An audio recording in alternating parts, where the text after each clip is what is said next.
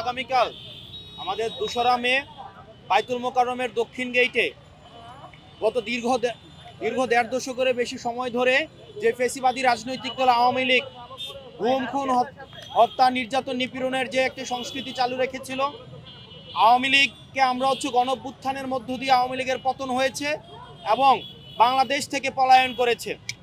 যে দলটি পালিয়েছে বাংলাদেশ থেকে, আমরা একটা জিনিস আমরা ভুলে যাই, আওয়ামী লীগের কিন্তু কোনো ধরনের নির্বাচনের মধ্য দিয়ে ক্ষমতা বদল হয়নি, বরং গণঅভ্যুত্থানের মধ্য দিয়ে আওয়ামী লীগের এই ফেসিবাদী রাজত্বের পতন হয়েছে।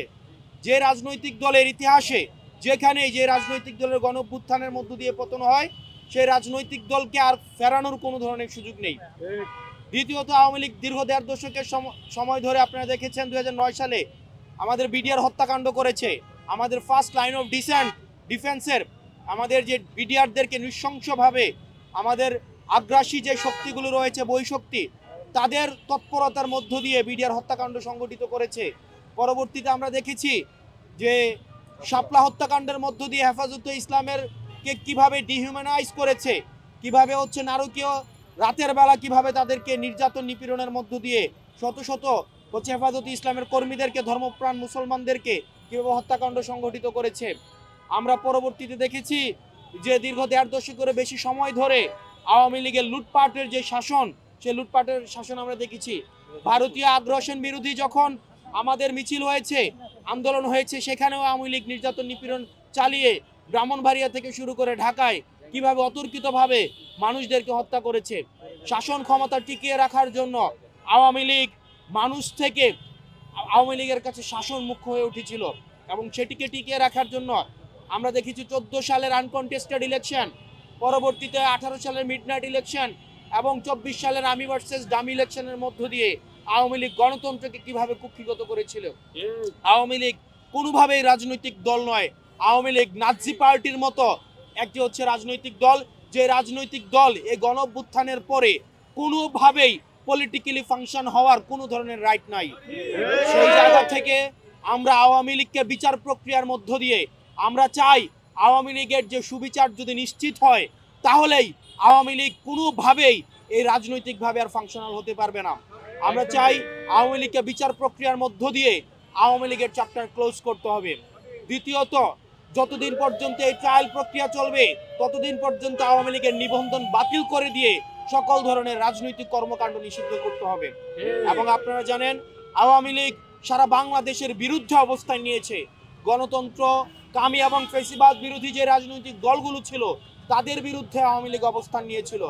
এবং আওয়ামী লীগের যারা শুধুমাত্র আওয়ামী লীগের যারা শুধুমাত্র রাজনীতি করেছে তারা না, যারা এই কোলাবোরেট করেছে, অ্যানাবল করেছে, আওয়ামী লীগের মিডিয়া ছিল, আওয়ামী লীগের বুদ্ধিজীবী ছিল, আওয়ামী লীগ পন্থী বিশ্ববিদ্যালয়ের শিক্ষকরা ছিল, তারা এই আওয়ামী লীগকে ফেসিবাদী আওয়ামী লীগ হয়ে উঠতে সহায়তা করেছে।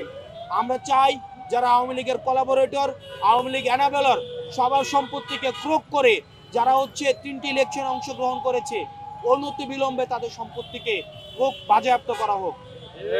আমরা একই সাথে এনসিপি আমরা একটি উদ্বেগ লক্ষ্য করতে পারছি। আমরা উদ্বেগের সাথে জানাচ্ছি, ইলেকশন কমিশন আমরা আরো বেশি তাদের দায়িত্বশীল এবং প্রাতিষ্ঠানিক আচরণ করার জন্য আমরা আহ্বান জানাবো। আমরা আমাদের পক্ষ থেকে আমরা আহ্বান জানিয়েছি, সংস্কার প্রস্তাব ছিল আন্তর্জাতিক অপরাধ ট্রাইব্যুনালে যেসব ফেরারি আসামি রয়েছে, তারা যেন কোনোভাবে নির্বাচনে অংশগ্রহণ না করতে পারে, সেই ধরনের বিধান রাখার আমরা আমাদের জায়গা থেকে দাবি জানিয়েছি। অত্যন্ত পরিতাপের বিষয় এবং দুঃখজনক বিষয়, জুলাই গণঅভ্যুত্থানের পরেও ইলেকশন কমিশন এই দাবিটিকে নাকচ করে দিয়েছে।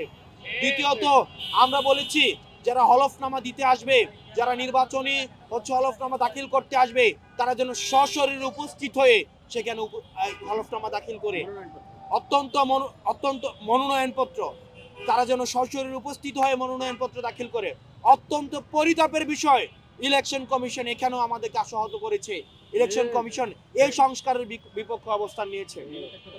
আমরা ইলেকশন কমিশনকে আহ্বান জানাবো, একটি সাংবিধানিক প্রতিষ্ঠান হিসেবে ইলেকশন কমিশন ভুলে গেলে চলবে না। জুলাই গণঅভ্যুত্থানের পরবর্তী সময়ে ফেসিবাদ উত্তর বাংলাদেশে ইলেকশন কমিশন একটি গুরু দায়িত্ব নিয়ে ইলেকশন কমিশনের কাছে দায়িত্ব অর্পণ করা হয়েছে।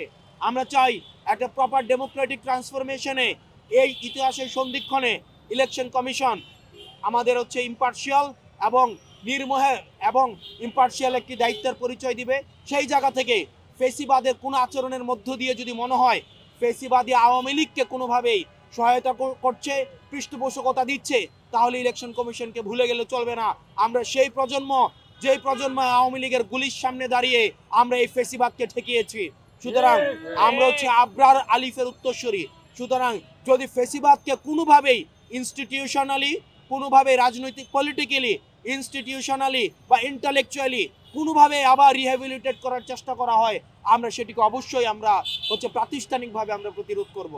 সেই জায়গা থেকে বাংলাদেশের প্রতিটি নির্যাতিত নিপীড়িত মানুষের কাছে আহ্বান জানাবো, আমাদের আগামীকাল আমাদের বাইতুল মোকাররমের দক্ষিণ গেট থেকে আমরা হচ্ছে আওয়ামী লীগ নিষিদ্ধের যে আমরা দাবি নিয়ে আমরা হচ্ছে সম্মেলন করব, সেটির অংশ হিসেবে আজকে আমরা হচ্ছে গতকাল আমাদের কর্মসূচি ছিল, তার আগের দিনও কর্মসূচি ছিল, সেই কর্মসূচির ধারাবাহিকতায় আজকে আমরা শাহবাগ রমনাতে আমরা হচ্ছে লিফলেট বিতরণ কর্মসূচি আমরা অব্যাহত রেখেছি। আগামীকাল বাইতুল মোকাররমের দক্ষিণ গেটে আপনাদের সাথে আমাদের দেখা হবে। Follow us on Facebook. Subscribe our YouTube channel. Get the latest update on www.daily-sun.com.